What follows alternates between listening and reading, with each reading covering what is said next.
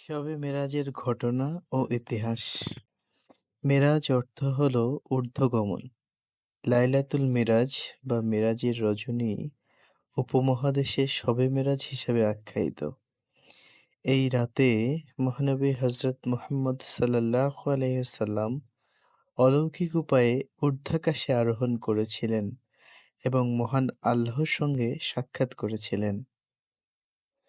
মহানবী সাল্লাল্লাহু আলাইহি ওয়াসাল্লাম কর্তৃক সশরীরে সজ্ঞানে জাগ্রত অবস্থায় জিবরাইল আলাইহিসসালাম ও মিকাইল আলাইহিসসালামের সঙ্গে বিশেষ বাহন বোরাকের মাধ্যমে মেরাজের রাতে সফর করেন।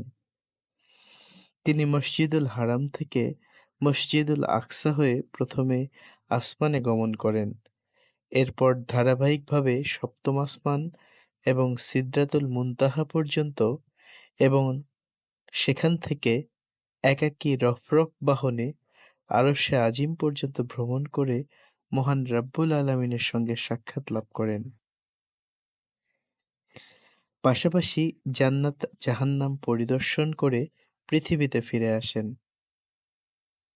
ইসলামে মেরাজের বিশেষ গুরুত্ব আছে, কেননা এই মেরাজের মাধ্যমেই ইসলাম ধর্মের পঞ্চস্তম্ভের দ্বিতীয় স্তম্ভ অর্থাৎ নামাজ মুসলমানদের জন্য অত্যাবশ্যক অর্থাৎ ফরজ হিসাবে নির্ধারিত হয়েছে এবং দৈনিক ৫ ওয়াক্ত নামাজের বিধান নির্দিষ্ট করা হয়।